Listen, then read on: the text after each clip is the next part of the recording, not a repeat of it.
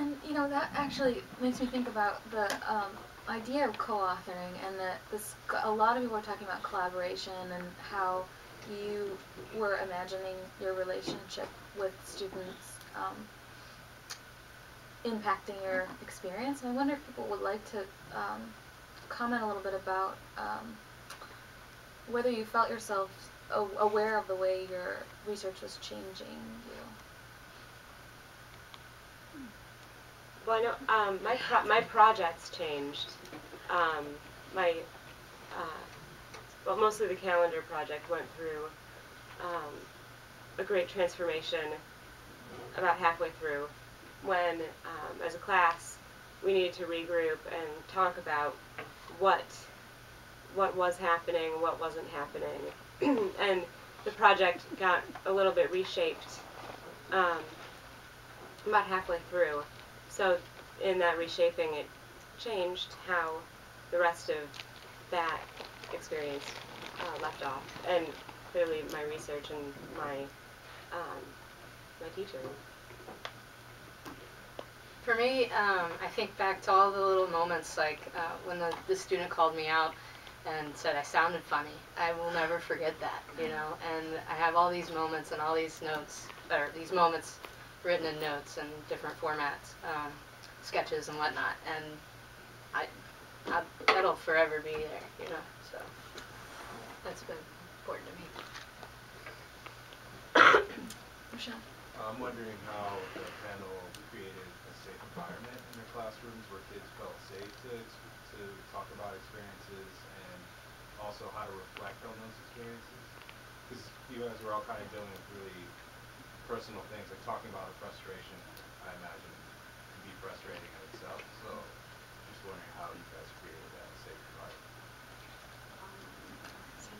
I think it really started with just building an honest relationship and just being genuine with the students, kind of letting them know a little bit about yourself. And I started off with letting them know a little bit about me before I asked them to open up.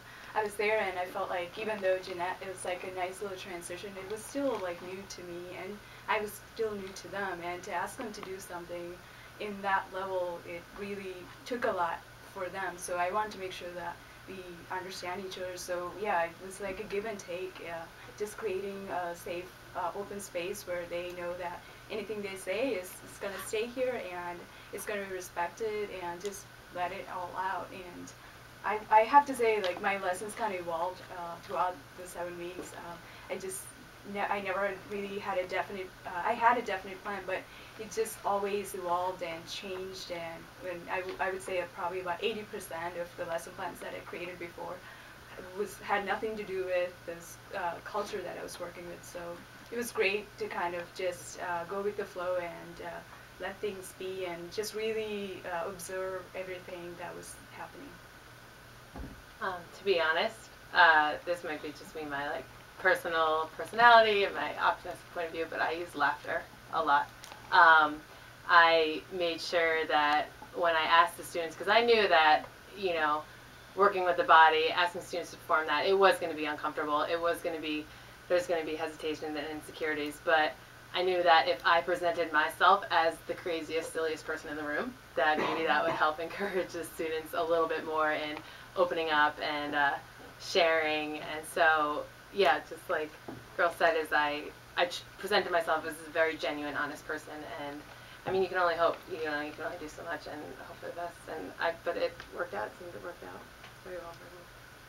I kind of lucked out a little bit, because in the graphic design classroom,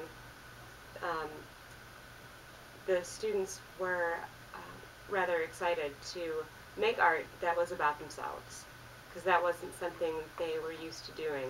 So this was a chance for them to actually make personally relevant art, where they could talk about themselves. So the students that I was with were eager to share those, talk about themselves through their artwork. I think my students, it took a little bit longer for them to feel comfortable in this program setting, but what I noticed was by the end, but especially with the museum visit and when they were able to interview the teaching artists, they became very engaged and comfortable and excited to ask the questions they wanted to know and to express themselves. Like Hansa said, for me it was also about letting them know a little bit about me and just being genuine with them. As far as the artwork, the writing portion of my project was just between the student and myself, and I was giving them written feedback. So we had that dialogue going, but none of the other classmates had to know the intimacy of that writing. I wanted to take up the concept of co-authoring again, just briefly. I'm curious because we've heard about your experience and the student's experience, but there's also this third entity in all of your projects, right? The cooperating teacher, or in your case, Rebecca, the organization that you work with.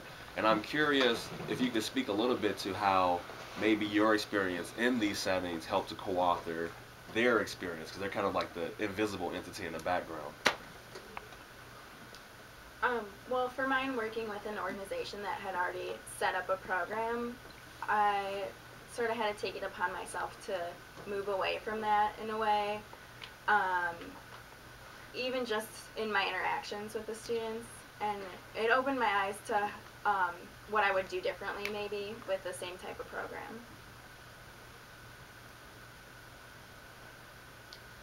I think with my cooperating teacher, it was just, she was very hands-off of the classroom, and I was in charge. She just let me be.